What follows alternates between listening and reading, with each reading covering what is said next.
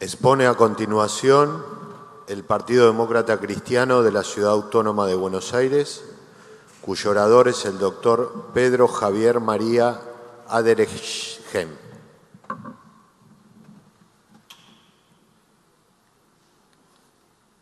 Señor Presidente, señores ministros, el apoyo del Partido Demócrata Cristiano de la Ciudad de Buenos Aires a la postura de la provincia de Salta fue debatido internamente por orden de su presidente, doctor Carlos Trabulsi, y resultó aprobada por ser conforme a los principios partidarios que establecen. Todo niño tiene derecho a una educación integral que lo conduzca al máximo florecimiento de su virtud y de su talento, en igualdad de condiciones con los demás y sin discriminaciones de índole racial, social, económica, religiosa o ideológica. La Ley 26.206 dispone esta integralidad, comprensiva de la faz religiosa, no solo por la naturaleza de las cosas, sino por lo dispuesto en la Convención de los Derechos del Niño, cuyo artículo 27, inciso 1, enuncia como componentes de su desarrollo, SIC, al físico, mental, espiritual, moral y social. En cualquier interpretación literal razonable, el desarrollo espiritual se alcanza con la educación religiosa. Este derecho es también explícito en la Convención Americana de Derechos Humanos, artículo 12.4. Los padres y, en su caso, los tutores, tienen derecho a que sus hijos o pupilos reciban la educación religiosa y moral que esté de acuerdo con sus propias convicciones. Es inaceptable que el Estado pueda no cumplir los tratados cuando él imparte la educación y solo se limite a permitir a los particulares organizar a su costo la educación religiosa. Grandes profesores aquí presentes podrán referirse a que se trata de dos derechos diferenciados. Como ejemplo de interpretación en otros países firmantes del Pacto de San José, puede citarse el acuerdo entre Brasil y la Santa Sede del 13 de noviembre de 2008 que dice: la República Federativa del Brasil, en el cumplimiento del derecho a la libertad religiosa, la diversidad cultural y la pluralidad confesional del país, respeta la importancia de la educación religiosa en vista de la formación integral de la persona. La enseñanza religiosa, católica y de otras confesiones religiosas del registro voluntario es disciplina en los horarios normales de las escuelas públicas de la enseñanza fundamental y garantizará el respeto de la diversidad religiosa de Brasil de acuerdo con la Constitución y otras leyes aplicables, sin ninguna forma de discriminación. En segundo lugar, en el desarrollo social y económico de la Argentina, es manifiesto, no se encuentra al alcance de la mayoría de la población pagar un colegio privado. Y además son inexistentes o inviables en pueblos o ciudades pequeñas. En estas circunstancias, de hecho, la educación religiosa en la escuela pública estatal es el único medio real de hacer efectivo este derecho, lo que es con arreglo al artículo 27, inciso 3 de la Convención de los Derechos del Niño, que en referencia al artículo 1, al inciso 1 citado establece: los estados partes, de acuerdo a sus condiciones nacionales y con arreglo a sus medios, adoptarán medidas apropiadas para ayudar a los padres y a otras personas responsables por el niño a dar efectividad a este derecho.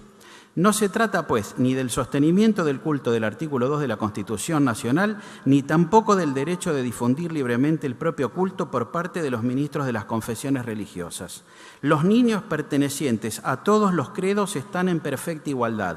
ya que debe garantizarse la pluralidad religiosa. Y así, desde esta óptica de derecho humano, se superan los debates ideológicos y políticos religiosos del pasado, ya que su cumplimiento es independiente de la confesionalidad o laicidad del Estado, ni puede violar una hipotética obligación de neutralidad, inexistente en el derecho internacional y su jurisprudencia.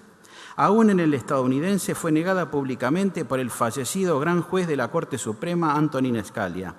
El fallo del 26 de junio de 2017 de ese tribunal, autorizando fondos para una mejora en un colegio luterano denegada por el Estado de Missouri, ratifica la visión jurídica actual de que no puede impedirse el apoyo del Estado a las actividades a favor del bien común, aunque puedan tener concomitantemente fines religiosos. Y a favor del bien común es enseñar, como hacen las religiones, por tener a Dios como fuente de toda razón y justicia, y también las creencias de los pueblos indígenas indígenas argentinos a amar y no perjudicar al prójimo, a no matar, no lesionar ni torturar, a no robar ni estafar, a dar al César lo que es del César en materia de tributos, a pagar el justo salario, a no cometer falso testimonio ni mentir, pues eso influye en forma directa en la solidaridad social, el cuidado del medio ambiente, el correcto actuar de policías, empleadores, contribuyentes, jueces, abogados y testigos.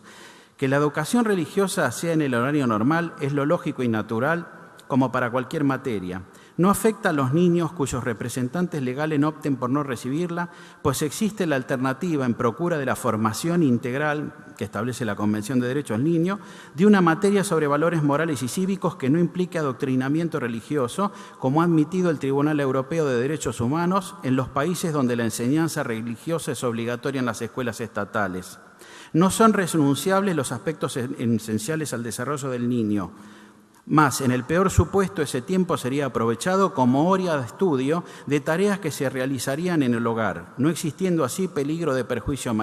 material. No entraña tampoco sufrimiento moral, pues no se los excluye de alguna actividad por motivo de creencias, como por ejemplo, el participar en obras teatrales o musicales con contenido de un culto al que ellos no pertenecen o por no ser creyentes. Justamente todo lo contrario, se respeta su creencia y por ello están facultados a no asistir a una materia específicamente religiosa. Este proceder es conforme a la Convención de la UNESCO de lucha contra las discriminaciones en la esfera de enseñanza y si ha existido alguna extralimitación deberá ser corregida por las autoridades, pero no habilitan una declaración de inconstitucionalidad de las leyes reglamentarias que se proyectaría además al resto de las provincias con lesión del federalismo. En efecto, además de un derecho humano básico, cada provincia tiene en la materia facultades originarias. El artículo 75, inciso 19 de la Constitución Nacional dice que corresponde al Congreso sancionar leyes de organización y de base de la educación que consoliden la unidad nacional respetando las particularidades provinciales y locales. Al ser la educación religiosa en horario normal, una situación preexistente en varias provincias, conocida tanto por las asambleas de 1853 como la de 1994, es claro que si la intención del constituyente hubiera sido prohibirlas, así lo habría establecido expresamente en la primera y jamás habría mandado en la de 1994 respetar las particularidades provinciales y locales, pues además de la continuidad de esas prácticas, establecían esa referencia precisa al horario normal algunas constituciones. Por ejemplo, el artículo 123, inciso 2 de la Constitución de Tucumán, texto de 1990. En este contexto, una interpretación razonable que surge de sus términos literales con meridiana claridad es la de su ratificación constitucional. En suma, no se pueden juzgar los excesos, faltantes o abusos como inherentes a las normas. Dar la educación religiosa fuera de hora, como propone el procurador, es crear muchísimos más obstáculos en la práctica insalvables para la mayoría de las familias y para la organización escolar, en comparación con aquellas medidas eficaces para evitar supuestos excesos, por lo que resultaría una solución disvaliosa conforme los precedentes de vuestra excelencia, dado que fundadamente puede conducir a la frustración de un derecho humano reconocido. Sería además convertir la integralidad de la educación en superflua en contra de lo establecido expresamente en los tratados. Sería convertir a la escuela en un edificio prestado por el Estado y no en el templo sagrado donde se forma el espíritu de los niños al sentir de Sarmiento, traductor nada menos que de un catecismo religioso para ellos. Sería convertir a los educadores en profesores particulares.